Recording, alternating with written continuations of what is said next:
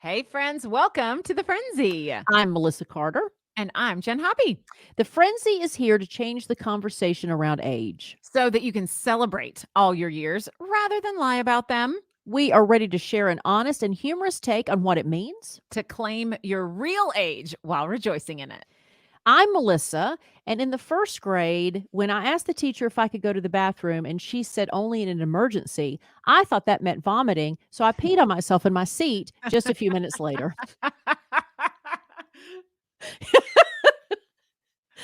I'm Jen Hobby, and I love every vegetable, but I loathe produce stickers. Man, those things make me irritated. Even the ones with the little cartoons and like Get off my zucchini.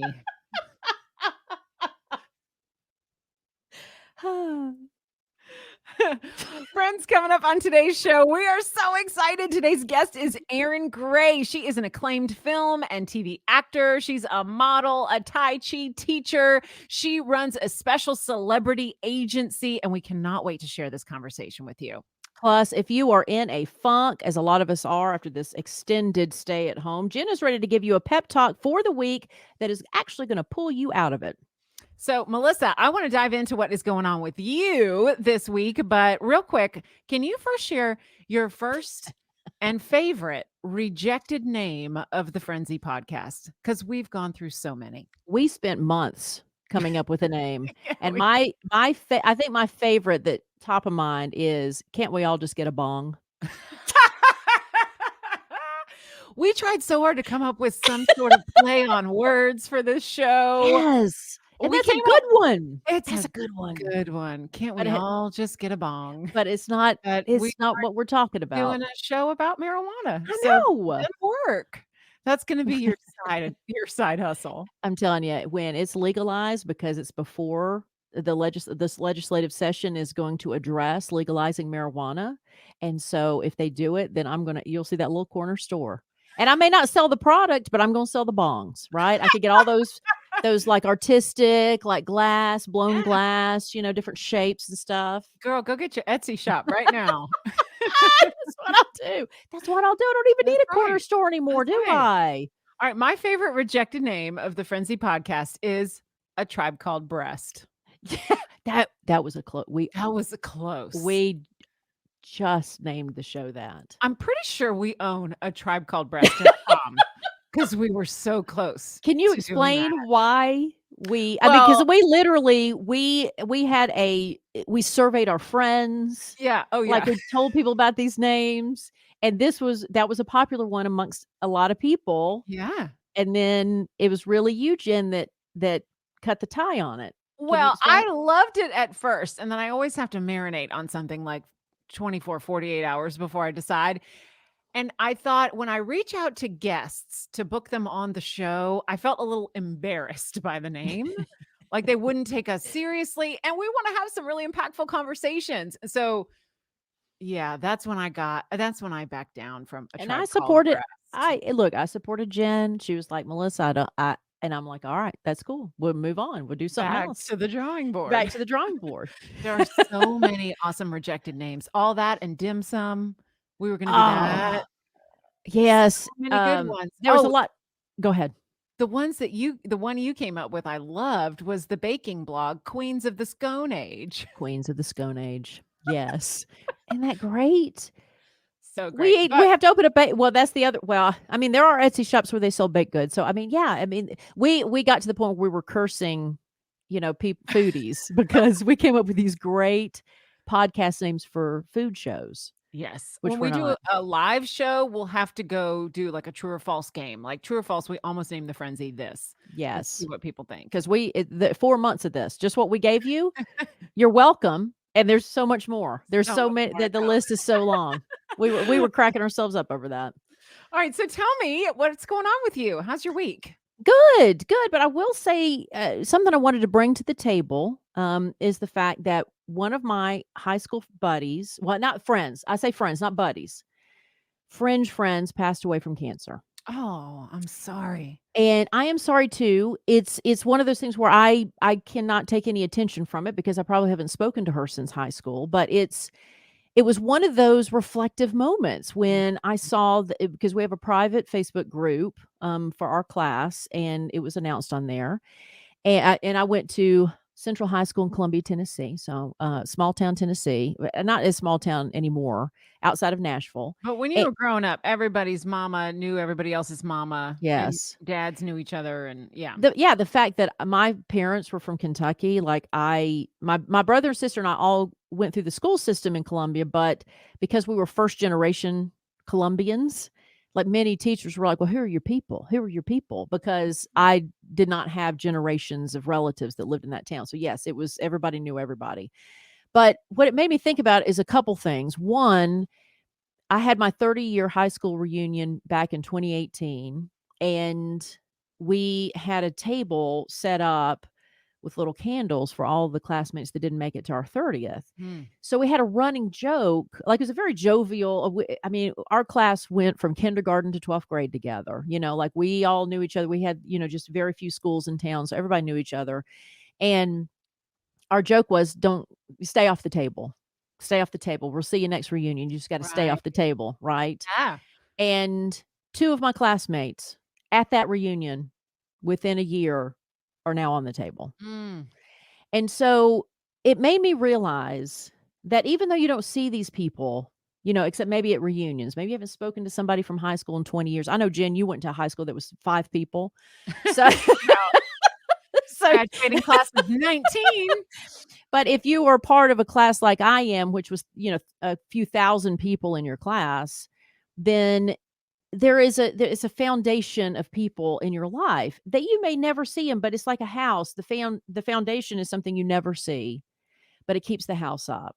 And Mhm. I that's what I thought about with her passing is she was part of the foundation of my life, which is she was there. And I Mhm. just in my mind think, "Well, she's always gonna be there." Like, my classmates are always gonna be there, my high school buddies are always gonna be there, my parents, I've lost both my parents, like, they're the majority of my foundation, right? But when we talk about the Friendzy and the women in our group, that is an increasing part of your life is the death of people you know. Mhm. So this doesn't get easier. Like, so when I was looking at that, and like I said, she was a fringe friend. I mean, to give her all respect, but like again, it's one of those where I can't, I accept any grief from it because I haven't been in touch with her. But it was enough for her to touch where I kind of stopped what I was doing to think about it. Mhm. And I thought, the, death is a part of our life now. How does And it make you reflect on your life? I I'm a Pisces, so I'm always reflecting on my life. Mhm. Jen's a Pisces Yeah. too. I think, one of the criticisms we get is because we're kind of ethereal and always overthinking things, thinking so deep on everything. Um, We have a lot of feelings about everything. a lot of feelings about everything, a lot of thought. Yeah, philosophy. Philosophy is our core.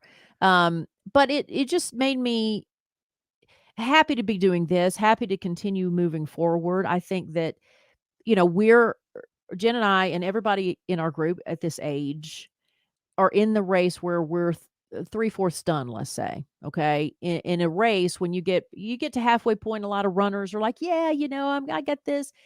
When you're getting toward this part, a lot of runners are gonna drop out. They're gonna give up on themselves. Now, I'm not saying die, they're gonna give up on themselves. You're like, "Oh, I don't think I can make it to the finish line. I don't think I can make it to the finish line."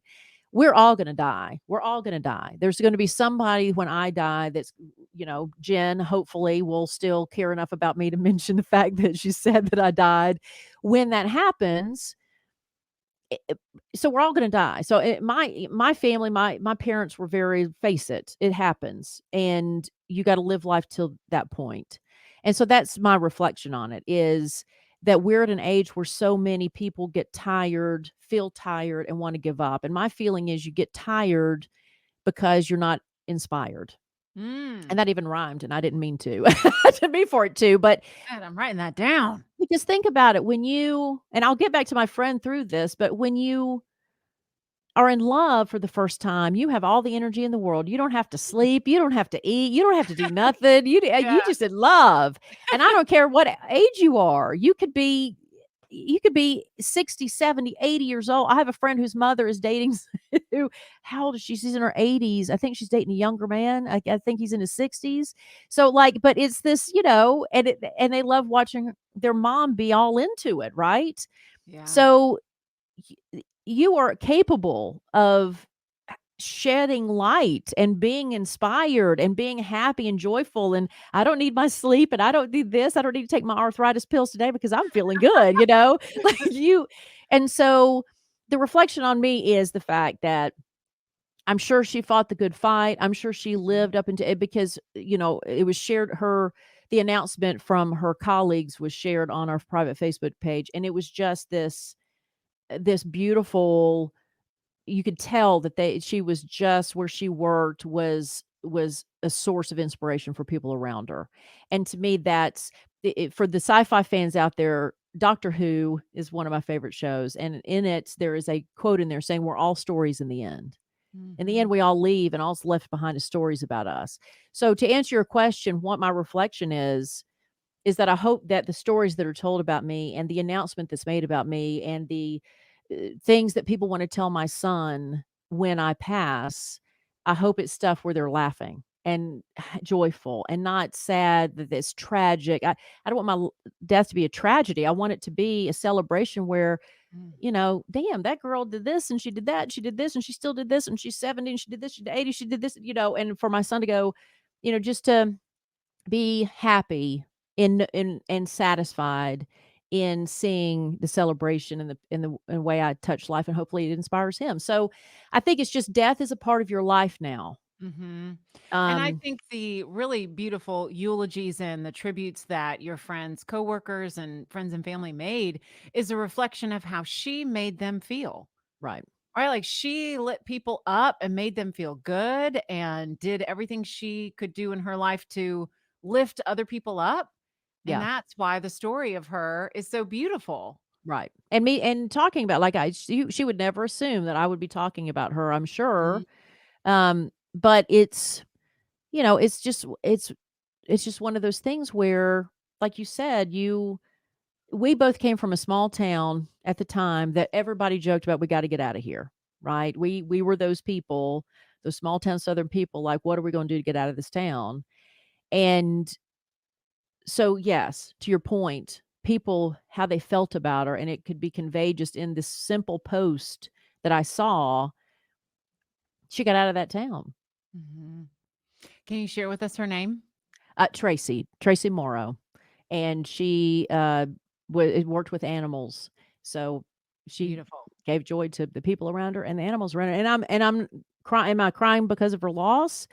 I'm crying because of we're in that time of life. Mhm. We're in that time of life. I remember my mother when she went to assisted living, not because she had to, she wanted to. So Millie so Millie Pete wanted to try things. She thought, "Oh, this is gonna be a sorority house for old women. Like, I'm gonna have so much fun." And I she remember when she moved to Atlanta after Mr. Carter came, and Yep. she thought it was gonna be so fun, but she was in a memory care place and nobody remembered her every day, and she's like, "I can't keep making these new friends over and over Exactly. again." Then I she moved remember Yes, and that. then she moved to another facility, and she would tell me, "I made friends with these people," and, like, 6 weeks later, they had passed. Oh, that's gotta be so disheartening. She's And like, so "I gotta start over again." so she went home, she went back to Nashville, and she's and she last 4 years of her life were at her home, but with people she knew that See? were gonna stay Melissa, this there. is why we gotta make younger friends so they Exactly, can outlive us. exactly. But, yeah, so I guess the point of, everything is it's okay for this to be a part of your life, Yeah. and this, celebration of you now, in the celebration of those who pass. Like, my mother seemed to get used to the idea that that's just how life is. And I'm entering into that era of which this is going to be a consistent conversation. Obituaries are going to be a consistent conversation over the next 20 and 30 years of my life, and my own will be part of it, and I just, but it's okay. It's okay because that's how it's meant to be. Because my feeling is whatever you believe in, I there's no wasted anything in this universe. And I feel like we all have to die. So there's got to be a reason for that. So I'm not going to fight it anymore. I'm going to do the best I can until that time comes, just like Tracy did. And Tracy got celebrated. I'm glad for it. And, and I'm thankful for her for the gift of giving me the reflection that I had this week. Mm-hmm. And maybe you can share the Friendzy podcast in that group so that Yes, she I knows should. that you gave her a tribute on the show. And her, Absolutely. so that her friends and family, know that you gave her a tribute on the show. And who knows, maybe she's checking Facebook from heaven. Exactly. But she doesn't have to read the comments, and God doesn't allow comments in heaven. That's good. Yeah, no, no hurling insults from the sidelines when you're in heaven. Exactly. So, friends, this is what the Friendzy is all about. If you're facing these type of changes in life and what comes next, just know that we're going to have real conversations right here, and you're not alone. You Yeah. are here with friends. So we want to say thanks for checking us out. We also want to tell you, for our very first subscribers who leave a 5-star review, you are entered into a drawing for an all-new Echo Dot 4th generation smart speaker with Alexa. This device is so cool. You can throw it on your kitchen counter, on your bathroom counter, wherever you need to shout Alexa to be your assistant. It will be there for you. You can also tell it to pull up the Friendzy and listen to podcasts while you're getting ready in the morning. So we want this to be a really fun prize for you. We'll pick a lucky listener coming up on March the 12th. All you have to do is subscribe to the Friendzy and then leave us a 5-star review, and you're already entered to win. And we'll figure out a way to get it to you. I gotta geek out for just a second. That includes our listeners internationally. So we do have Yes, listeners in all parts of the world. So we'll find a way. we'll find a way. If you want to be part of that Mhm. entry, then we'll get it to you if you are drawn. So you've got to try this new game, You Don't Know My Life, with your friends. You Don't Know My Life is a game about the quirky little experiences that make us all human. Sure, the details may be different, but we've all had triumph and heartbreaks. We've had pop culture moments that totally changed our lives. Everybody's gone through the Madonna phase. Um, Mortifying things that happened to us when we were 13 or maybe in the first grade, like I mentioned before, sometimes in front of the whole school. And we have those stories. That was in front of the whole class that I peed in my seat. So skip past the small talk, truly connect with the people around you, and celebrate your own crazy life, all while laughing your face off. Grab a pencil, join the party. You've already got the answers. You Don't Know My Life, on sale now at Amazon for $31.99. Perfect for your next Zoom party or family night in. And Jen and I are going to play around later in today's episode. I always get excited about our rounds if you don't know my life, except that I'm afraid I'm going to freeze and panic and not have an Yeah. I answer. was gonna say your excitement turns into to trauma. Exactly. Okay, friends, Melissa and I are so excited to share with you this conversation with Erin Gray. Erin is a world-renowned actor in film and television. Melissa loved her most in Buck Rogers and Silver Spoons. Yes, and I've had the pleasure of getting to know her through Dragon Con here in Atlanta and spending some time with her, and I'm just beside myself that we get to share her with you. This is Erin gonna be great. started out as a supermodel, and now she runs a specialized celebrity agency called Heroes for Hire. She also teaches Tai Chi out on the West Coast in Los Angeles. So without further ado, please help us welcome the unstoppable Erin Gray. Erin Gray, welcome to the Hi. Frenzy. Thank Hi. you. Hi, great to be here. Good to see you again, Melissa. Nice to meet you, Jen. Oh, So it's so nice good. to meet you. We're so Yes. excited. So, Erin, I first fell in love with you in Buck Rogers, and I know several friends fell in love with you at Silver Spoons. My baby mama fell in love with you during Six Pack with Kenny Oh, Rogers. yeah. Good And film. so, my question to you is, when did you fall in love with yourself in your career? What is the role that made you feel that way about you? I would have to say Silver Spoons was where I felt the most comfortable and where I really felt that I was growing and comfortable with who I was and really enjoying the experience, even though I wouldn't say sitcom is it's not like doing Shakespeare, but it was, I don't know. I really liked being part of a family show, and I liked the messages we brought to families and to kids who were watching, and I loved doing sitcom. First of all, I have to say, being a mom, working on a TV series from 6:30 in the morning till 9:30 at night. I don't know how some other women do it and have babies, but for me, working on Buck Rogers, that was the worst. I had no idea what I was really getting myself into in terms of doing a series and what that required. And since you're not number one on the call sheet, so you're the first one in the chair and the last one to leave at night. And it became this horrible tug of war for me because I couldn't see my baby. And I didn't know how to speak out to the studios about it and find my voice that way. It wasn't until I think Designing Women all got pregnant at the same time when the studio setting went, oh, we need a nursery. We need to be able to let the housekeepers in with the babies or whatever so the moms could see their babies and have some, time with them. Silver Spoons was great because I didn't go to work till noon. So I got to take my kid to school. I got to do grocery shopping or work out at Jane Fonda's, which is usually what I was doing in those days. The aerobics queen. Yeah.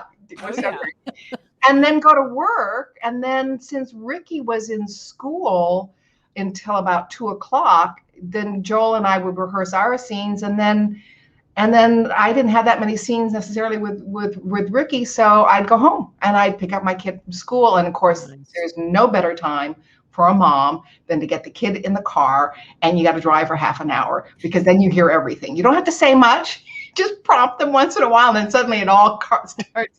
I always found that to be the best part of the day is driving to and from school because you get the scoop then, Mm-hmm. So I really enjoyed that. And I also had a great team around me. Joel Higgins, Jason Bateman was amazing. He was in the first season. I had a great director and it was just a great place to come to work and explore comedy, which is not something that I was trained at. I always thought of myself as more as a dramatic actress, but I really loved it when they laughed. I was like, wow, I gotta laugh. Okay, great, let's do that again.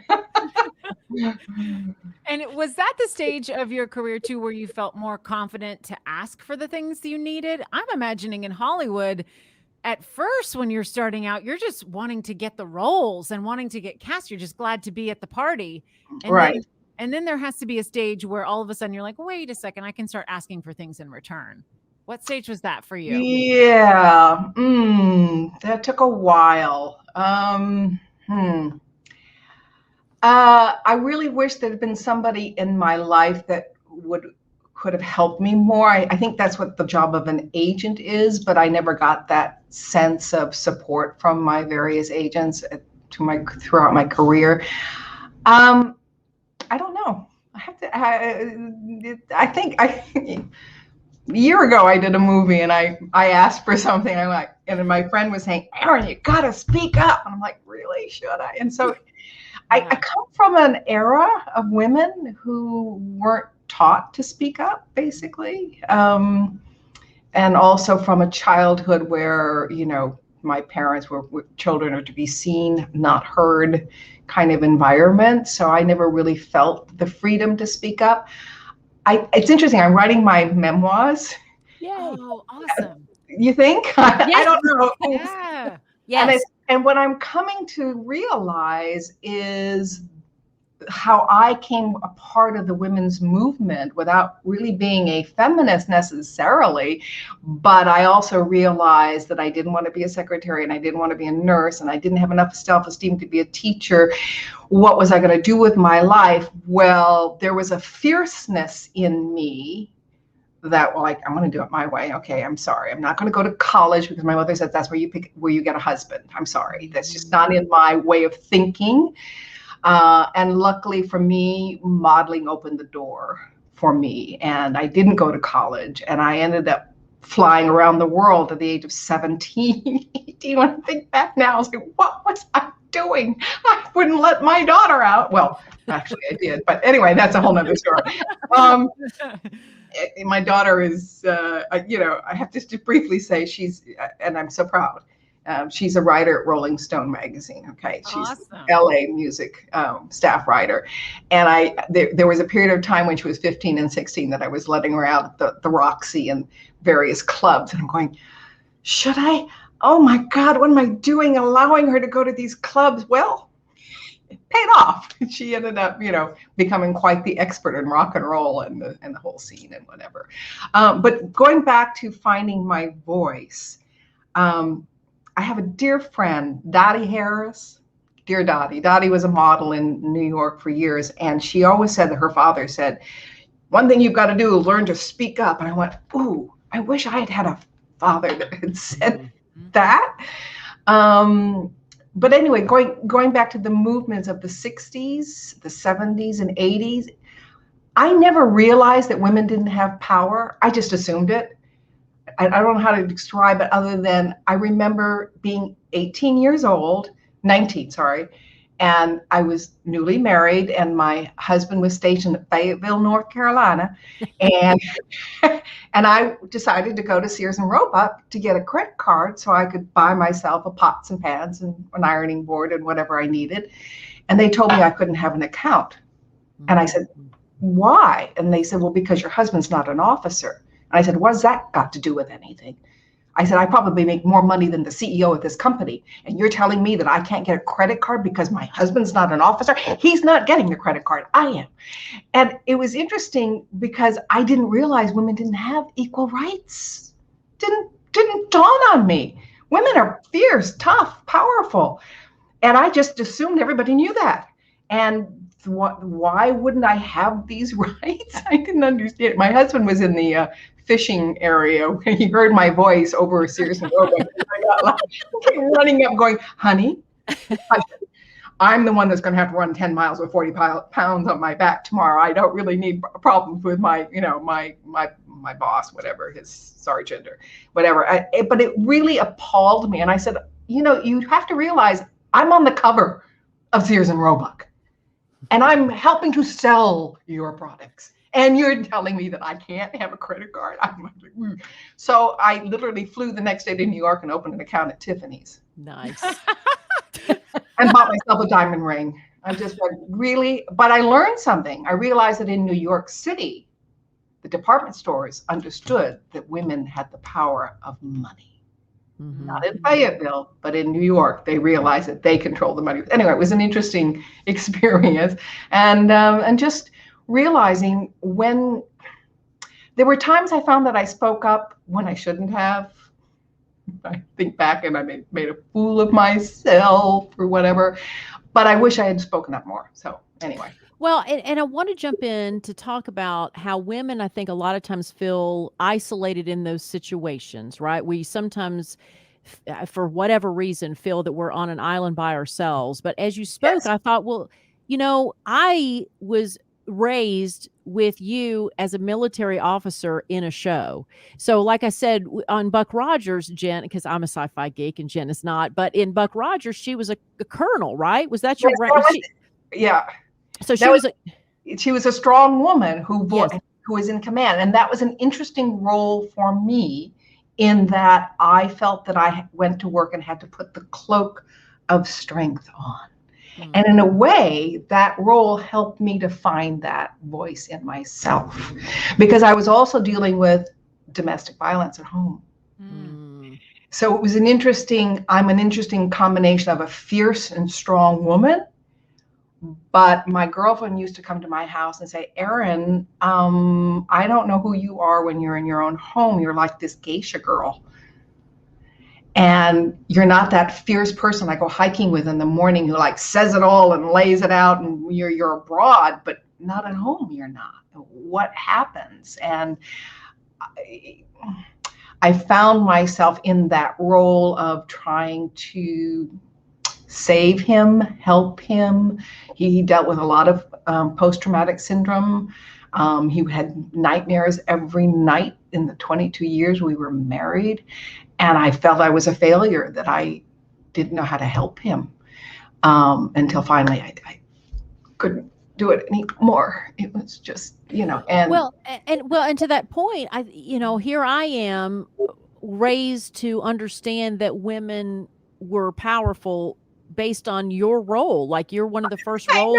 I mean, but I think that your situation, I don't think that's unique to you, because I know that in my personal life, I have been the one where in my profession, I'm this fierce, Right. strong-willed, speak my mind kind of woman, but at home, I tend to go to the beta mode. And I think a lot of women go. So it's interesting you say that, because in our careers, we're finding this voice of confidence, or trying to, Right. but it seems in our own homes, that is the hardest place to Yes. find our voice. Yeah. Yeah. Definitely. How Yeah. did you find your voice at home and get out of that situation?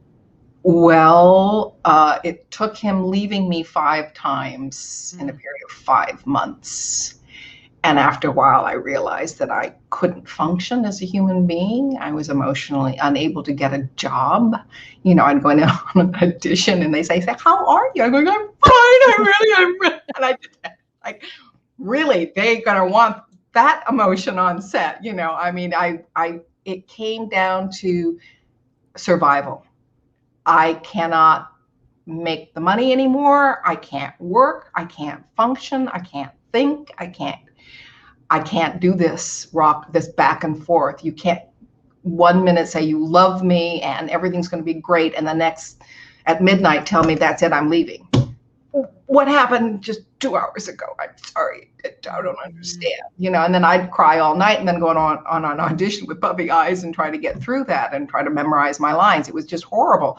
And finally, I just realized, I'm sorry, you walk out the door the 5th time, I can't do this anymore. And that's when I found my voice. And that was really, really hard for me, because I'm a very committed person and I believe in commitment and honoring your commitment. And I was there for the long haul. I was there, the idea of getting a divorce. My mother had been married 5 times. So the last thing I wanted to do was to repeat her pattern kind of thing, or have anyway, it was. So when he finally left, I was very blessed that there was a man who'd been waiting for me for 9 years. Who, 3 weeks after my husband and I split up, he called me up and said, so, are you ready now? Oh, wow. Wow. He didn't waste much time. No, well, he waited for 9 years, And I said, lunch? Sure. And I, of course, cried all the way through the lunch. So I don't know what he saw in me. Well, the appreciation of not being able to have you, and to, so that was a good build And we've up. been married for 30 years now. So that's great. Amazing. Amazing. Well, Erin, we talk a lot about this on the Friendzy, about how the things you've survived in your life give you more confidence. Yes. And, we talk about, as women get older, how do we use those experiences that we've been through and survived to make us stronger? I mean, in some ways, experiences like that you went through will break you down. Yeah. But once you're through them, it is part of your strength, right? Right. Yeah. No, I think, you asked me where I found my voice, and as I'm thinking about things, part of it's my husband, my current husband, who, the more I would argue with him, he just would, bring it on, baby, bring it on, like, speak up. And I have to say, he gave me that platform to be fierce, and the fiercer I am, the more he loves it. He just so it's I'm sorry, your question again. I got sidetracked a little bit. It's okay. No, it's good. Thinking about her husband and how cute he is. I know. How much I love him, and he's just the best. Sorry, I'm a girl at heart. I'm 71 years old, and I am fucking strong. Strong. You could say that on a podcast. Yeah. I love it. Well, and belated happy birthday, because it's a recent birthday. Am I correct? Yes. Thank you. Yes. I feel very strong and very comfortable with who I am now. And I'm just sorry it took me so long to get here. Because I certainly feel the ageism situation that women find themselves in at this age. Let's talk about that. Talk about ageism. Well, the acting roles aren't that plentiful. A lot of it has to do with the fact that I'm now running a company, so I don't really have.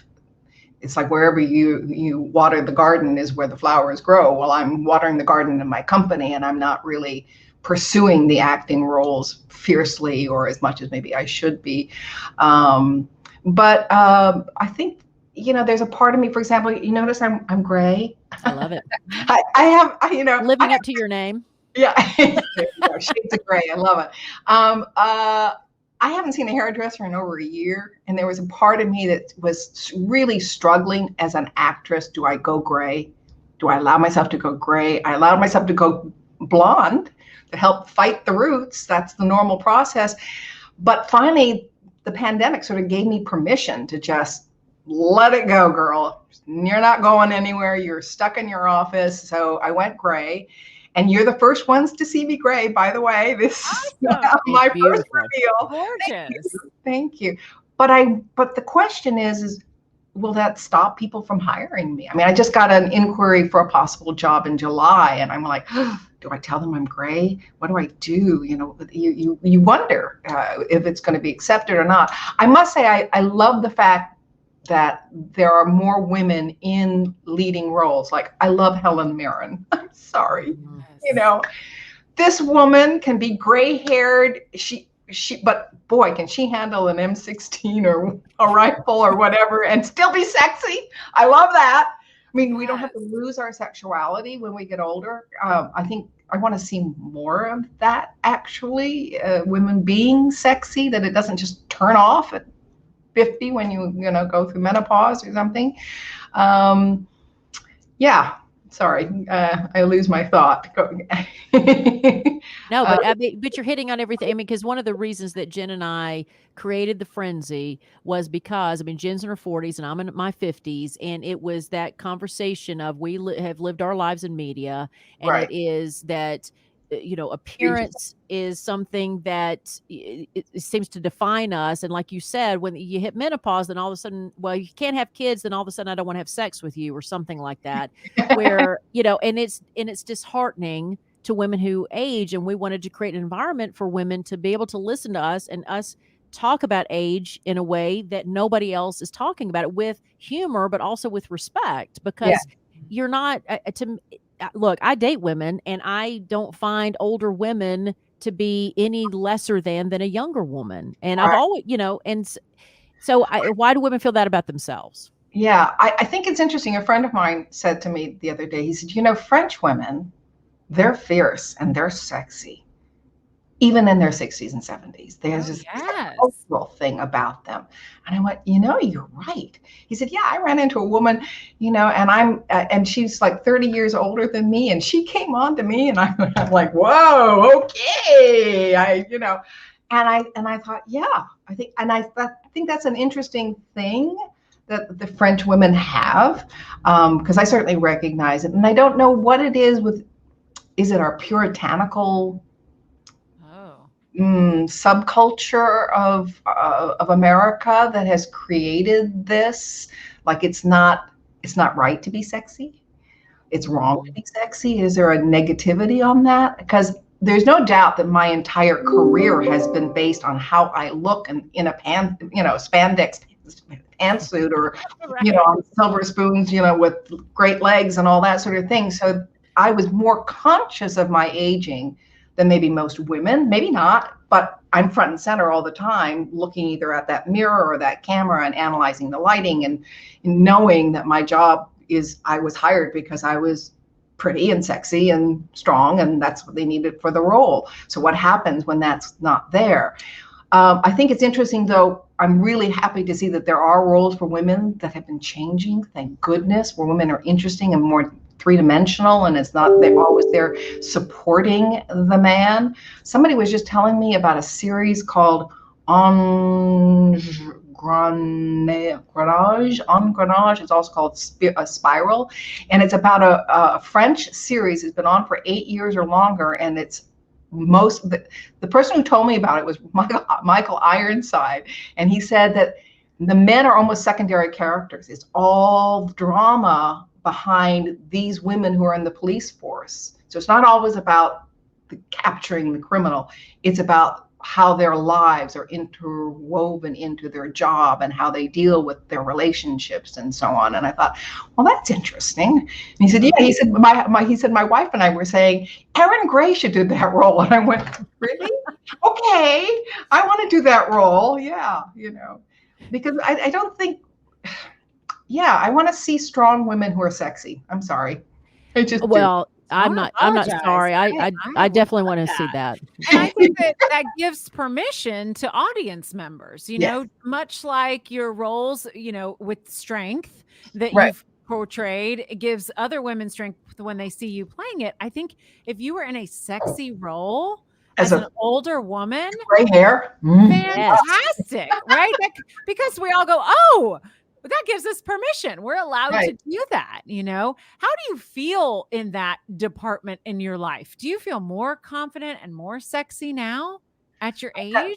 I'm sorry, I've got some screen that popped up and I have no idea what. There it is. Oh, okay. I'm sorry. Say again. Do you feel sexy as an older woman when it Oh, comes to darling. your Yes. private life? Oh, yes. Really? Sex is a very important part of who I am. And it's not just having sex, it's about being sensual. I find everything sexy. You know, I mean, a great brie, a wonderful glass of wine. I had a situation the other day, I'll share with you. I'm walking around, God darn that thing. I was walking, I hike every day, which I have to do for my sanity. Have to. That and Tai Chi, definitely. And I'm walking around this bend and I'm hearing this wonderful voice. And this man is singing with every part of his body and spirit. And I come around the corner and I see this gorgeous black guy. And he's in this garage, he's doing something. And I went, darling, oh my God, I'm in love. And he said, honey, I'm in love too. And I said, I just want to play in your pool. I said, you just singing like you got, oh. And I just found myself dancing. He's like, yeah, and he's dancing with me. And we're just having a great time. Within like 30 seconds and a minute or whatever, he's proposing. I said, honey, I'm married. I'm sorry. And this is the guy who was 30 years younger than I am. But we felt this kindred spirit and sense of play and sensuality and sexuality. And I wasn't embarrassed or ashamed of it, or, you know, I didn't, and he wasn't either. I just found out. I was walking by the same house and the woman of the house came out and I said, who was that guy? She said, who are you talking about? I said, well, there was this gorgeous black guy and his name is Dennis. And she said, Dennis? And then she went, oh, you mean the coach? And I went, the coach? And she said, yeah, my husband's coach. He's an NFL football player. And I went, oh, well, okay. Mama knows how to spot him. I'm sorry. This guy is in his body and he knows how to sing and he's very comfortable with who he is. And it was just a wonderful exchange.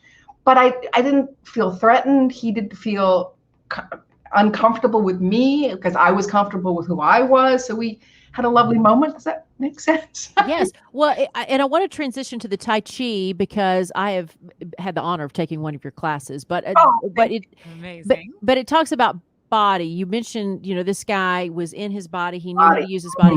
It's same with Tai Chi. The thing, I saw a quote that said, work out because you love your body, not because you hate it. Oh, absolutely.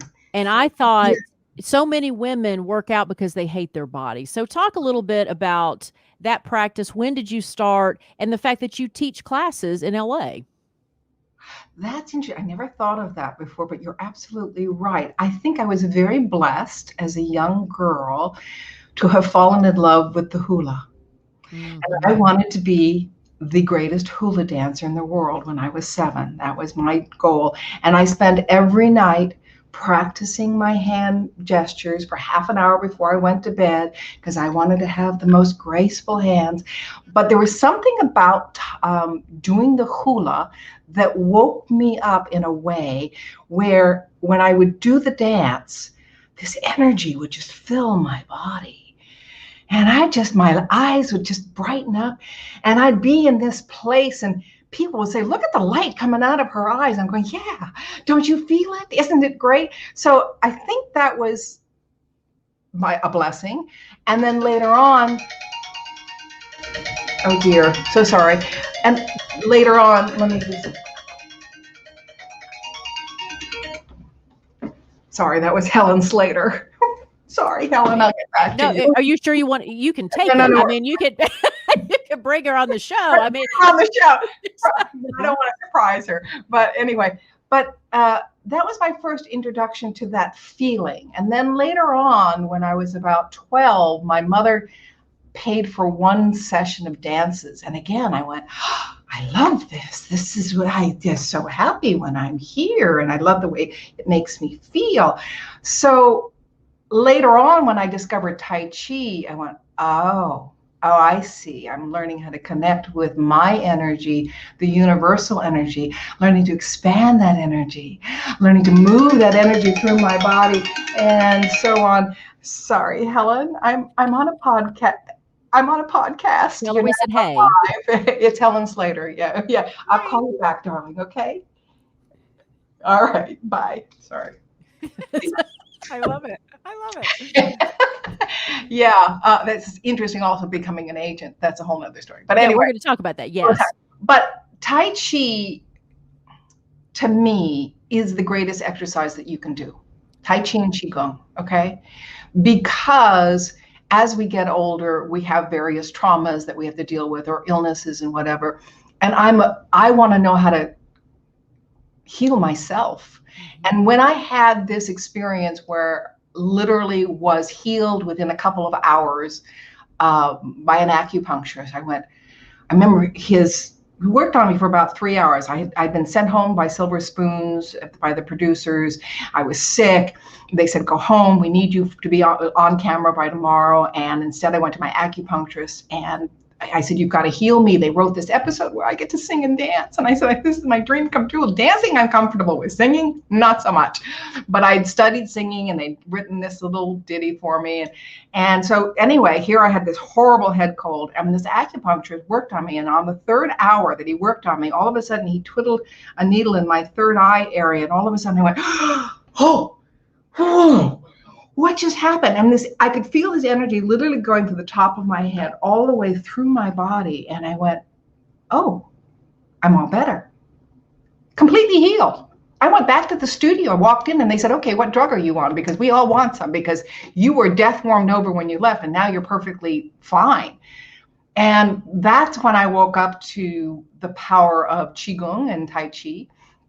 And I asked my acupuncturist a lot about what was going on. And he said to me, he said, acting is very dangerous to your health. I'm sorry, I break into an Asian accent. Only because I was raised in Hawaii. My daughter always says, Mom, don't do that. That's racist. I'm not racist. It's my first language. I'm sorry. I speak Asian. What can I say? Anyway, he told me that acting was very dangerous to my health. And I went, why? And he said, well, you have a moment in life where you might almost get hit by a car and your adrenaline shoots up. But as an actor, if you have to do a scene pretending that a car almost hits you, you really have to go through it over and over and over and over and over again. And your insulin and your adrenal system is constantly shooting insulin into your body over and over again. So your cortisol level is shooting up and your body doesn't know that it's not real. You're acting, but your body thinks it's real. So I started thinking about that. So, I remember one time doing a scene where I was enraged and yelling and crying and fighting for the fact that my daughter had committed suicide or whatever, and was yelling at the cops and so on. And I remember getting in my car to drive home and suddenly going through the shakes and having to pull over and going, oh, it's okay, officer, I'm fine. I'm just an actor who's having a meltdown right at the moment. And it was literally my body having to deal with all that adrenaline that I've been pumping all day and that cortisol pumping through my body. And so I started going, well, I have to look into this. And now I'm beginning to understand why I feel so exhausted when I do certain kind of work as an actor. So how do I balance my body? And so he said, you learn Tai Chi, does the same thing as the acupuncture. And I went, oh. So I learned to move a certain way, and that opens up all the channels of energy in my body, bringing my body back into balance so that my body will heal itself. And I started doing it, and it took me a while to completely commit to it. I couldn't give up my aerobics classes, and I still like my hiking, But there's no doubt that Tai Chi and Qigong has been the best tool I've acquired for my life. For example, I had 2 hip replacement operations. And the reason I had 2 hip replacements is because I was in a horrible motorcycle accident when I was 18, but that's a long story, and blew out my cartilages back then. So all the years of aerobic classes on top of it and everything else didn't help. So I had to heal myself because I really didn't. I mean, I love Western medicine, and the fact that I've got a $500,000 worth of bionic hips, great, and I don't feel any pain. God bless you. But healing myself became my job, because the way in which the hospital wanted me to do things, or with the way the blood thinners that the doctor wanted to give me and stuff, I went, wait a minute, there's got to be another way. For example, my doctor said to me, well, you take this blood thinner, you can't eat anything green. I said, I'm sorry, I only eat green. Avocados, lettuce, spinach, broccoli. This is part of my life. You're telling me I can't have these things? Because this is where my nutrients come from. So you're saying I can eat pasta and bread. That's going to really, and then you want me to take an iron pill because I'm not getting enough iron. So that's just going to lock up my colons. Thank you very much. I mean, grandma used to say, if you've got the sniffles, have an enema, you'll be fine, and she's right, because that's what the acupuncturist would say to me. If you got something wrong with your lungs, check your large intestine, because the breakdown in functionality is in that paired organ. And so the way in which the Chinese think about organs in our body is very different from the Western way. They don't understand the relationship between the organs and the emotions, and that there are paired organs. So anyway, so I got really into understanding all of that, and it's fascinating. And my question is, has Jane Fonda taken your class? I mean, you took hers. Now it's time for. Yeah. No, she hasn't. And I watched her do a video, which she's 80-something years old, the other day. So I don't know what she's up to. So I watched her do the video. I'm going, darling, I love what you're doing, but it's all ex-ballet kind of thing, which is more angular kind of leg movements, leg lifts and whatever. Tai Chi is all circular. Everything moves in a circular manner. So as we get older, we get more brittle. So what we want to do is become more flexible. And flexible means learn how to move using your spine in sort of like this. I don't know how to describe it, but it's tennis is close to it. So pushing off that back leg, turning the waist, and having the power, not being just the arm hitting the ball, but the entire body swinging into it. And that's what Tai Chi is. It gets you in contact with your spine, first of all, and you learn to move every part of your body, all the ligaments and tendons, not just the muscles, but everything, the fascia, the connective tissue. These are the things that have to be constantly moved and worked. And so that we can be flexible. So you can go down and pick up something off the floor and stand on one leg to put on your socks. Things like that happen as you get older. You find that you can no longer do. Well, I want to be in control. I'm sorry. That's a big. I want to be in control. Yes, thank God I married a husband who lets me be in control. Notice my swords. Yes. Yeah. My husband had that built for me because I like to do sword work and so on. So Let's see, well, and it seems to me like it lights you up, that doing the Tai Chi gives you more confidence and energy. Yes. Would you agree? Yes, because it makes you feel centered. It brings you back to that centered place. And when you are centered and you're clear of mind, then you are able to solve problems. Because for me, if I get too much into my head and there's this constant chatter going in, and then I get into my emotions, and the emotions want to run away and make a decision for me. So if I have found, by coming into my body and quieting the mind and seeing what I call the monkey mind and all the chatter, but separating myself from that monkey mind, finding that objective place, which is what meditation is supposed to do for you. But I'm the kind of person I can't sit. So doing a moving meditation is just perfect for me. So I get that benefit of being able to create the objective mind. And then afterwards, answers come to me. I feel more clear about how I'm going to say something or do something. For example, I was writing my memoirs over the weekend, and I found that if I did a couple hours of Tai Chi and hiking, whatever, and then I'd come back and I'd start to write, and I just followed. Everything just came pouring out of me. I had this flow that would come out of me. And that's the key. how do you get to flow? Everybody wants to get into flow. A football player, when he's running down the field and he's got that ball tucked, there's a moment when he knows he's in flow. He's in control, but he's not in control. That he's somehow connected to the universe. He can see that entire playing field, and it's just like effortless that he's moving through that. We all want to get there, whether it's playing golf or whether writing or something like that. Is how do you find your flow? I love it. Melissa, write it down. We're going to take Tai Chi. Okay, yes. Write it down. Yeah, well, and the beauty, and we're going to get into your company because I want to talk about how you start a company when you're older. But I will say that like I said, I had the pleasure of taking one of her Tai Chi classes in LA when I was on my way to her home state of Hawaii. Yes. And and I love how we were in the parking lot. Some of the students arrived early. There's Erin. She walks in with some equipment. She unlocks the door. I mean, you wouldn't know that Erin Gray is leading your class because she's like, come on. I mean, it's just a beautiful. So if you're in LA, you should look her up. But if you're not, then Jen and I will find someplace here in Atlanta. Unfortunately, the yoga studio closed with the pandemic. Oh no! So I've been able to teach, and I keep thinking I've got to go on Zoom or create a class or something, but I haven't gotten my act together to do that. We can take your class then. Because I'm telling you, no offense to people. So since, and this is a little off topic, but Erin, since we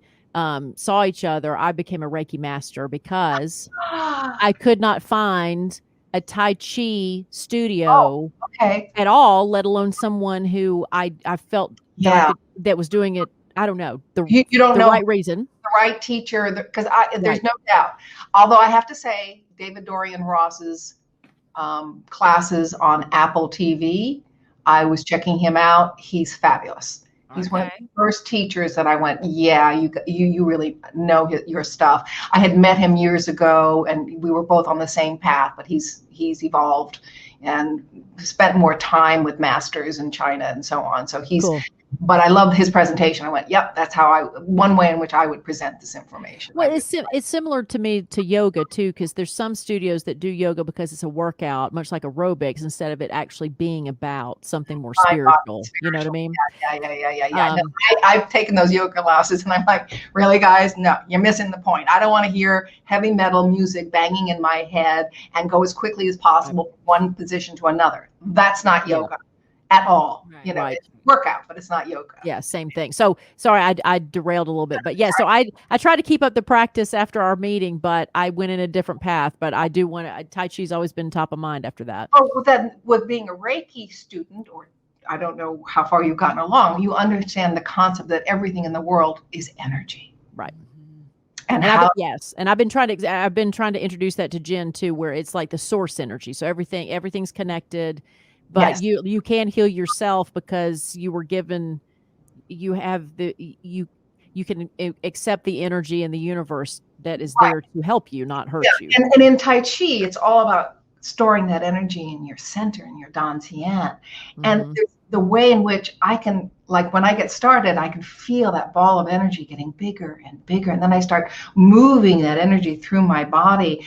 And then I start reaching out with my heart to the universe and sending love and gratitude to as many people as I can grow. So it's a form of, for me, it's a form of prayer in some way as well. Although I was raised by atheists, so I've never been part of any religious organization, but that's how I feel. I do my own little thing, connection with God, Yeah. It's beautiful. Wonderful. And we talk to women so often who have spent a lot of their lives dedicated to raising their families. And at this stage in life, things are changing. Kids are leaving the house and you have time to rediscover yourself again and figure out what are your hobbies. Melissa and I have little kids. So sometimes when people ask us, what is your hobby? I'm like, I don't know. I have a 7 and a 5-year-old. I don't get to right now. But you're not going to have that for a while. Sorry, girl. Right. But I think a lot of our audience is in that time where things are shifting. Kids are older. You're growing up, and you can rediscover yourself. And I think that's a beautiful way to find joy. I mean, you're personification of that light, and the light and spirit and energy that it gives you. And that's what we're all looking forward to. Yeah. Tai Chi. Beautiful. And if not Tai Chi, do Qigong. Qigong is much easier to learn how to do. So just okay. FYI. I'm All right. writing that down too. I'm taking notes. Qi, by the way, means energy, life force, energy. And Gung means the art of or the work of energy. So Qi Gung is defining those terms. Yeah. Transitioning to starting a business, Heroes for Hire. So that's the way that you and I connected, because Dragon Con here in Atlanta is a huge convention every year, and I'm a geek and a certified Dragon Con attendee for 20 years. Yeah. But you now represent other artists. So how did you decide to start that business? And also, I'm curious how, I've heard that directors who have been actors sometimes are the best directors to work for. So yes. Your empathy, maybe compassion for your clients. I mean, you obviously take your experience from your work life and help them along the way. So talk a little bit about that company. Okay. Well, first of all, how did I start my company? Nothing like a divorce and bankruptcy, Real motivators. Real motivators made me fierce. And it was really interesting for me because here I was of a certain age and realizing, okay, I didn't finish college. I have no qualifications. I've only been a model and an actress my entire life. Okay, what do I have going for me? Well, I know I'm smart. I do have that sense of confidence there. But I remember going to an employment agency and trying to fill out forms and going, this isn't going to work. I'm also a movie star. And they're looking at me like, what are you doing here? I'm like, I need a job. I'm sorry. Put me anywhere. I know I can do it. So luckily I have that sense of confidence, but at the same time I realized, okay, I don't know how to type yet. I'm a great typewriter, great at the typewriter now. Fabulous. I know how to do it. But I didn't have those qualifications and I didn't know how to convince people to hire me for something. And so I remember walking out of that and going, what am I going to do?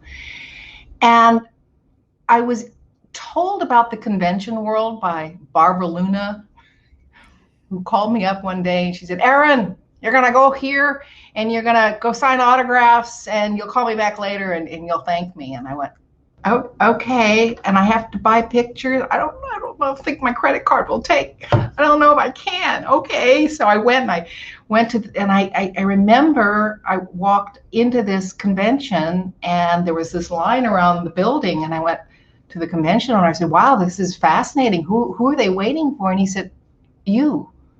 I went, really? Really? I spent the whole day listening to women say, you're the reason I became a police officer. You're the reason I went into the Air Force. And I'm like, really? I had no concept of how my role had empowered women. None. So that was a wake-up call. And then I started finding, well, are there more of these? I really like having people want to talk to me and I like to talk to people. So this is kind of cool. And so I found this little newspaper and clippings and my husband gave me a computer, said, honey, go for it. And I went, okay. And I started booking myself. And then I remember Gil Gerard calling me up one day and say, what are you doing? And I said, well, I'm going to Ohio to a Star Trek convention. He said, well, do they want me? And I went, well, if they want me, they're going to want you. And he said, well, I'm not going to call them. You call them for me. I went, sure, glad to. And he said, and I'll pay you 10%. And I went, 10%? No, I'll just call. I'm a friend. You're a colleague. I'll just call for that. He said, no, I'm going to make you work for it. Well, he did make me work for it, I have to tell you. But it was a good learning curve. And then he went and played golf with Mark Singer from V and Beastmaster. And I had worked with Mark's sister, Laurie Singer, in a movie. And he called me up and he said, so I hear you doing these conventions. I want to go. And I went, okay. And it's 10%. He said, sure, not a problem. I went, okay. And that was sort of how I sort of set up my office. And I just worked. I must say I have a good work ethics. I'm a real believer. You get up in the morning, you get at that computer, you're there at 7:30, 8 o'clock with that cup of coffee, and you just go. And I just kept putting one foot in front of in front of another. And you're right, my understanding the actor's needs helped me to open the convention world to promoters who didn't know that they could get certain actors. I said, well, you can't have them not be in an exclusive car. They have to be in their own car. You have to provide that for them. You have to understand why that's so. And I would just explain to them why the actor can't be left on the curb in a strange city, because suddenly they're bombarded by fans, and it can be very overwhelming and frightening. I mean, I remember having Denai Guerrera. I mean, there's nobody tougher than Denai. And she called me from a bathroom at midnight in Florida going, I can't get out. I'm stuck in the bathroom. Come and get me. And I understood what she was dealing with. It can be overwhelming when suddenly the fans going, oh, it's you. Ah! So you just say no, somebody has to be there to meet the person, walk them, whatever it is. I could present it to the promoters in a like they're not being demanding because they need to have that first class, or they need to have, no, there are specific reasons why, you know, like John Carpenter says, don't put me on the aisle, put me against the window. You know, I don't want to have to deal with every person who's getting on the plane. Oh my God, you're John Carpenter. Yeah, it's stopping the flow here. This doesn't work. I mean, little things, but big things. And then also I started realizing, you know, I know as an actor, they don't want to be overwhelmed with too much information. Okay, give me a piece of paper, tell me where I'm going to go, what time I'm going to be there, and what I have to do. Don't bullet point it, make it as simple as possible. Sort of like your call sheet when you go to work on a film, you have a call sheet and everything's bullet pointed, and you have a telephone number of where to reach in case you need this and that. And I presented that to the actors, and they went, oh, thank you. You know, and then I realized that the actors need to have handlers, not the handlers that the promoters want to provide them, because those handlers are usually fans. Mm-hmm. Who might want to pick them up with the, you know, I'm sorry, the McDonald's wrappers on the dashboard. It doesn't work, you know, so they really need a handler who knows how to deal with people who are going, I want to do a podcast and you should be on my show. And they don't want to say no, because that's not the position that the actor wants to be placed in. You know, to have somebody say, hey, you want to do a podcast? Tell you what, come by at 2:00. We'll set up a 5-minute meeting and whatever, and we'll go behind the curtains and we'll have that meeting, and you can do your podcast from there, and take care of things for them, you know. Mm-hmm. So yes, I think being an actor was very helpful to create that environment that actors wanted to be part of. No, I want to work with Erin. She knows how to take care of me, and so kind of things. But you're doing what you know. And I think for a lot of women, going back to Jen's point earlier about the wisdom that women have, right? You have wisdom, you have experience. So if you're in a situation, like you said, divorce, it could be bankruptcy, it could be the pandemic, you lost your job because the statistic, what was it, in December, every single job loss in the U.S. was a woman's job. You know, a woman held that position. Right. So there's a lot of women listening and watching us that probably are thinking, you know, I don't know what to do. Well, yes, you have the tools inside of you to know what to do. You do, but it's scary as hell. I mean, but I try to look at every challenge as being an opportunity, every loss. If I've lost this, what can I do to change that around? And what resources do I have? And I did a lot of reading, you know, at the beginning of my company. I read a lot of business books, how to run a company, what makes a company successful. I think one of the most important things that I read was you take two companies from 1928, they're both grocery stores, they both started out the same way. Why did this survive and this one didn't? And the number one thing that I found was the moral code of the company. What is the core thought behind the company? Was the deciding factor as to why they succeeded or didn't succeed. And I always kept that in my mind. You know, how can I be of service to my clients?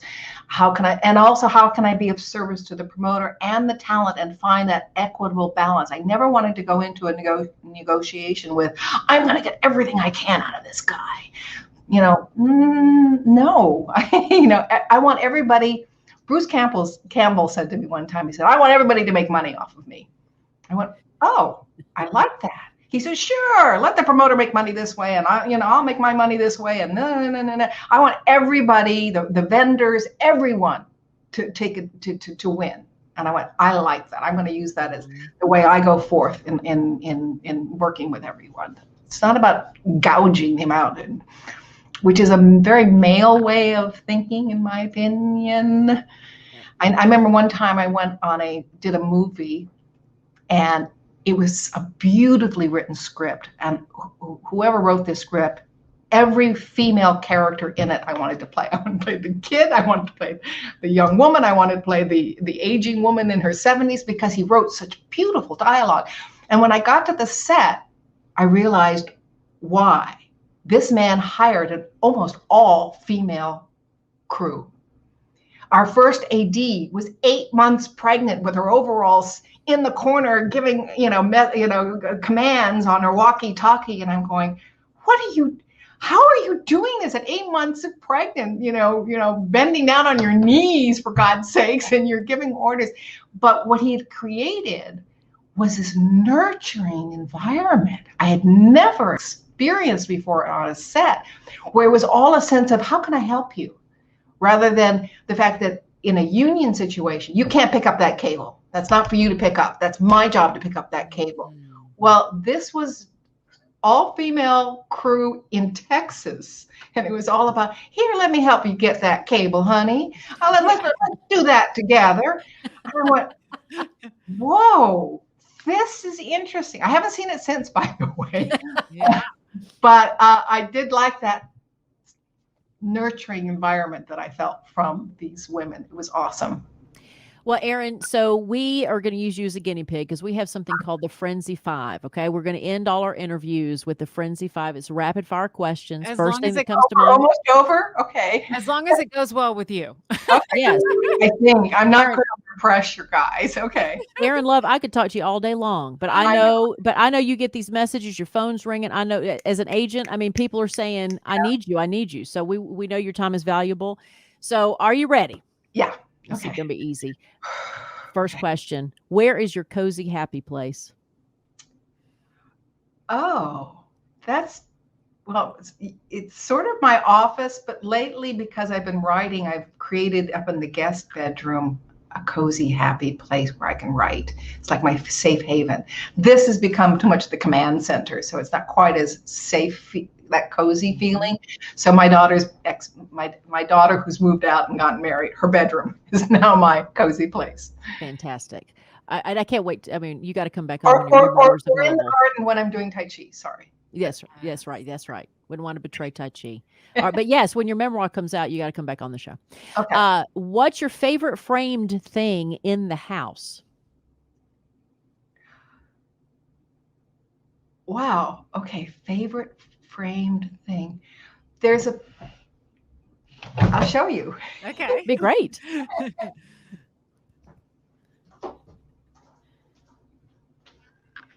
It's not framed. It's that new picture, but it's just the picture that my husband took when we had my little girl a long time ago, 30 years ago. So beautiful. That's my favorite.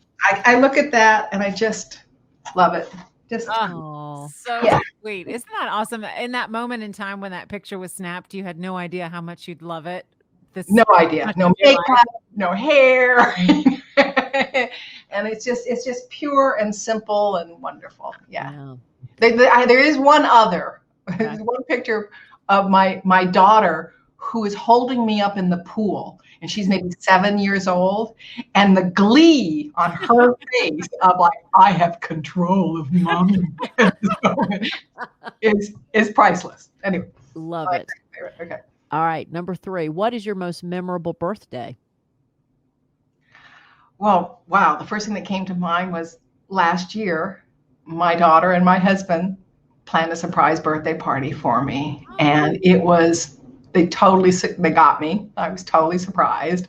I thought my daughter had convinced me to go to Color Me Mine, which is a place where you color pottery. And it's something that we used to do a lot when she was growing up. And so I was there with my girlfriend, and we were painting away, and say, oh, Mom, let's go stop at Vitelli's and let's have some dinner. And I said, oh, what a lovely idea. And I get there and all my friends and family were there, and all my girlfriends and people who had heard of each other and finally got a chance to. It was wonderful. Yay. Yeah. And that was your 70th, right? Am I correct? Yeah. That was my 70th. Yeah. Yay. Yay. All right. What's a daily routine or ritual you stick to? I have a very specific kind of schedule. I have to get 8 hours of sleep every day. I have to hike every day. I have to do Tai Chi and Qigong every day. Um, yeah. And then I have to work around that. Mhm. And then I probably usually read every night too. I've for some reason stopped watching TV, although I love certain episodes. I'm usually during the day, work-wise, I'll have a cop procedural show in the background, so NCIS is playing, or I don't know why I love them. It's like I don't know. I'm a cop procedural nut, Law and Order. Rizzoli and Isles is now back on. Thank God. I love those two ladies. They're great. I love their personalities. Anyway, yeah. Well, and I just want to point out, I mean, Jen and I, that's all the things you listed are things that women will say, if I get to it, I got to do these things first. But you have switched it, right? Yeah, no, it's, I'm not saying if I don't hike.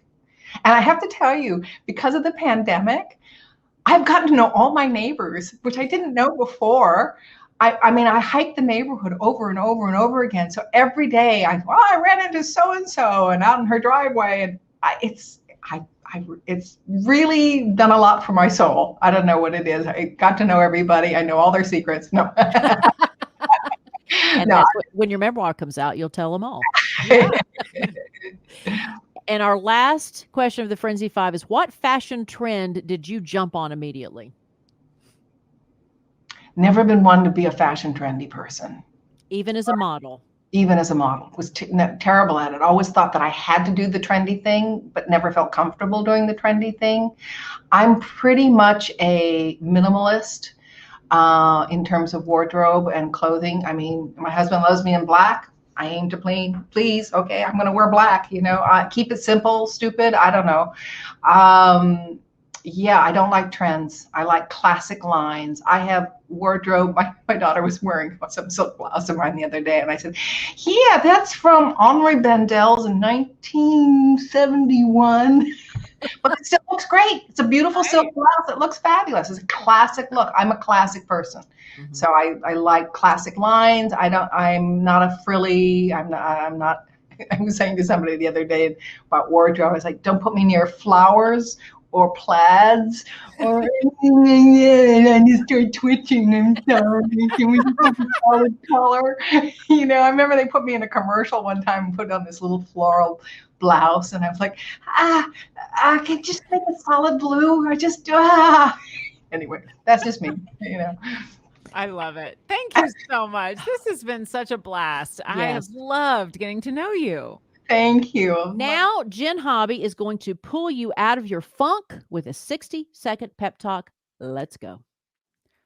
Okay, friends, ladies, nobody is showing up on your front porch today with a box wrapped up in a gold glitter ribbon, and inside of it, an invitation to a happy life. Nobody's doing that today.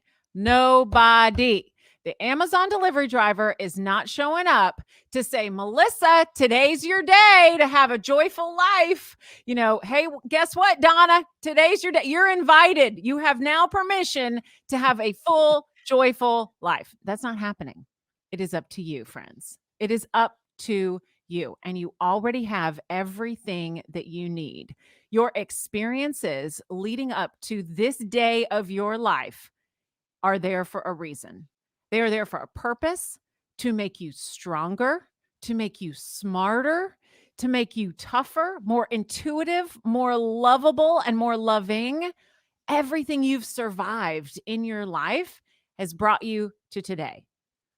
So rather than those things being able to beat you down, let's flip the script and they will lift you up. Okay? Shoulders back, boobs out. All right? This is going to pick be... them up. Pick them up.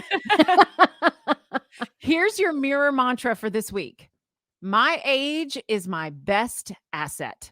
It's my favorite accessory.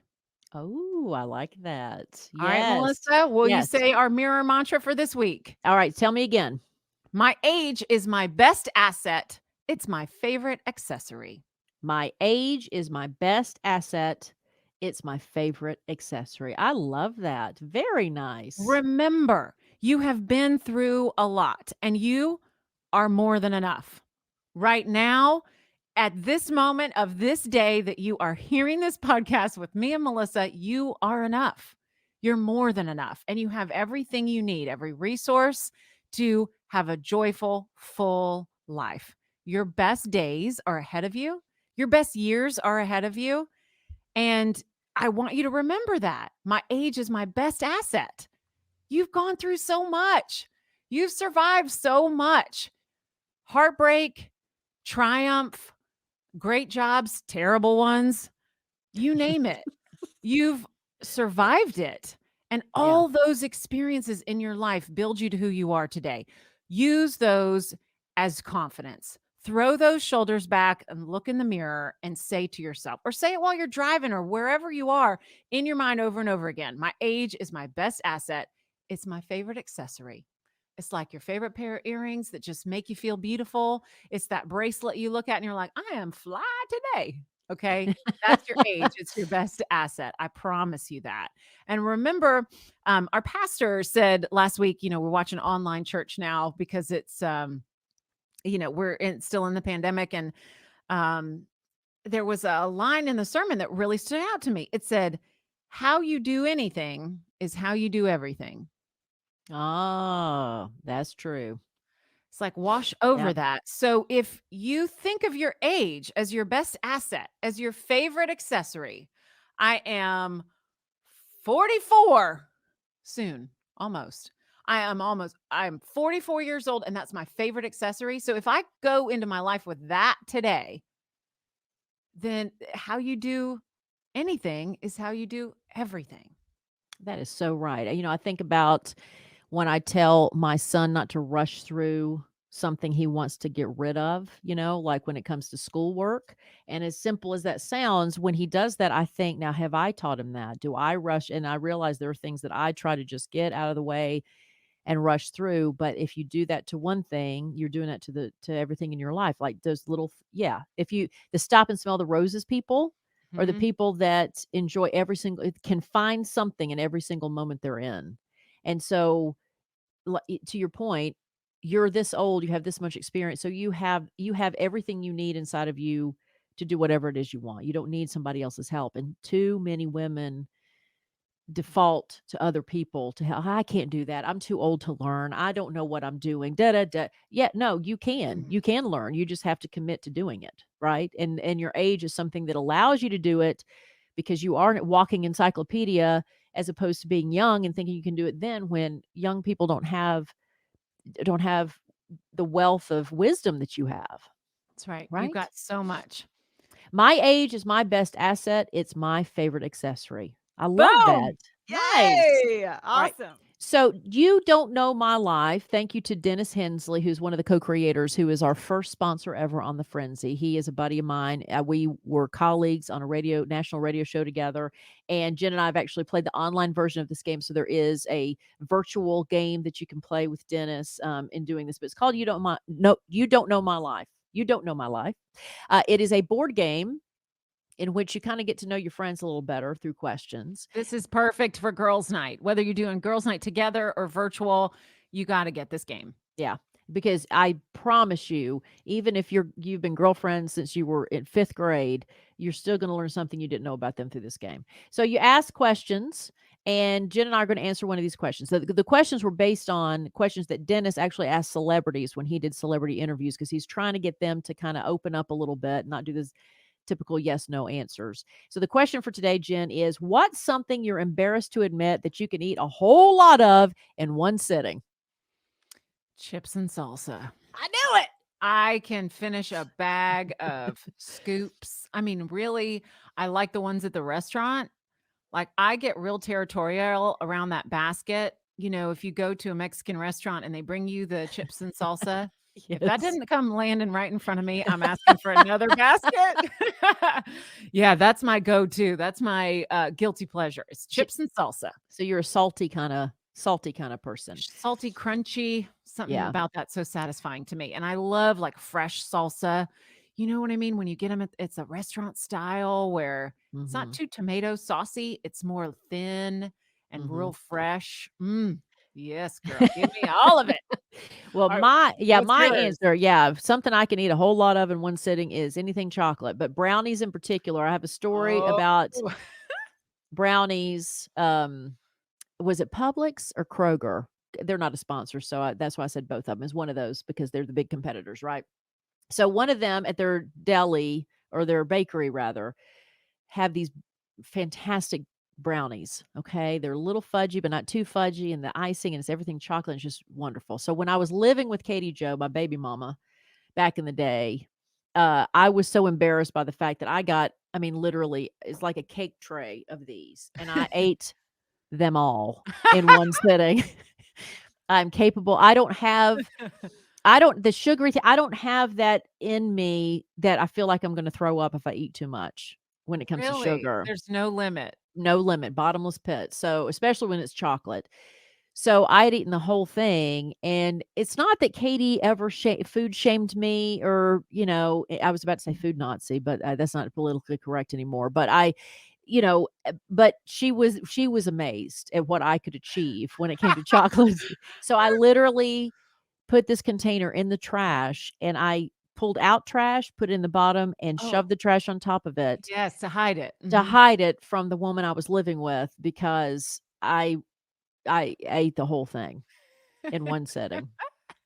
And I can't have it in the house, Jen. I can't have it in the house. Otherwise, it's gone. It's gone because I think about it, it's like an addiction. It is. I have a sugar addiction because I'm jonesing. Like I ate because I think that's what happened with that. I ate one and then I thought about it. So I went and ate another one and I thought about it. And then it's like it's an obsession, like it's calling to me. I am the one that it's calling to. My Yeah, husband is just like you. It's really hard for him to have any sweets in the house without being it's like a magnet. It draws him to it. absolutely. I don't It's know like what it is. yeah.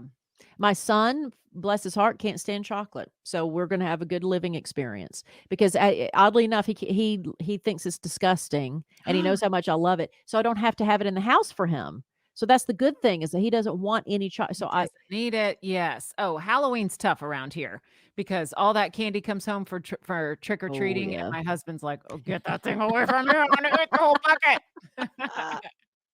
All right, you guys have got to go check out You Don't Know My Life game. It's available right now on Amazon. You will love it. See, it helps you tell great stories Mhm. and Exactly. learn more about your friends. We're so excited that you guys are listening to The Friendzy, and we want you to subscribe wherever you listen to podcasts. So if you are just checking us out for the very first time and you haven't hit that subscribe button yet, please do. And leaving us a 5-star review really does help. We'll get you in the running for that Amazon Echo Dot. It's really Mhm. cool. Will make your life easier. And all you have to do is subscribe and leave us a 5-star review. And Melissa, talk about sharing The Friendzy with a friend. So if you, love the show and you want to share it with your friends. I was trying to think of something else witty, right? I was thinking of something else besides share your and trying to make Jen spit her coffee out. So if you want to share the frenzy with your friends, because we really feel that we're tapping into something that nobody else is tapping into. We're talking about age in a positive way, a celebratory way, and we do think, like Jen's mantra, that your age is your best asset. We absolutely believe that, and we're growing into that reality for ourselves. So we want you to share this podcast. So thefrenzy.com is a great place to go where you can see where you can subscribe to it. We're on all podcast platforms. You can always go to the Friendzy is on Instagram. That's our Instagram handle, and then you can always go to Facebook. Same thing, the Friendzy. We have dedicated sites on both places that you can go and share that with your friends, and then just tell them, just talk about it. Tell them to listen to us, subscribe to us. I mean, if that Alexa is something to try to lure them in, but we really think that the conversation itself is something that we think could be a global revolution, honestly. And it may be something where your friends never listened to a podcast before. So I know we've got some new listeners that I've been helping walk through, to find the podcast app and where to find, search for the Frenzy and then how to subscribe. So they may need a little help along the way just to get there. But then it will pop up for you every single Monday. So we're releasing one new episode every single week for now. Right? For now, one episode a week. And if This you is enjoyed this Jen. episode, we would love for you to screen grab it and tag us online at The Frenzy if you post on Facebook and on Instagram. Soundtrack produced by Tammy Hurt for Placement Music, written and recorded by Placement Music creative team member Mark Daniels. The Friendzy's graphic design is by Helen Vickers and web design by Caden Jacobs. Next week, our featured guest is a superhero to kids all over the planet. Under her leadership, her organization has raised $67 million for their mission. We cannot wait for you to jump into our Friendzy chat with Kristen Connor, Director of Cure Childhood Cancer. If you are feeling pulled in a new direction in your life, especially when it comes to career, you have got to hear her story. Until next week, trust your gut, use your voice, and stop lying about your age. We'll see you next week.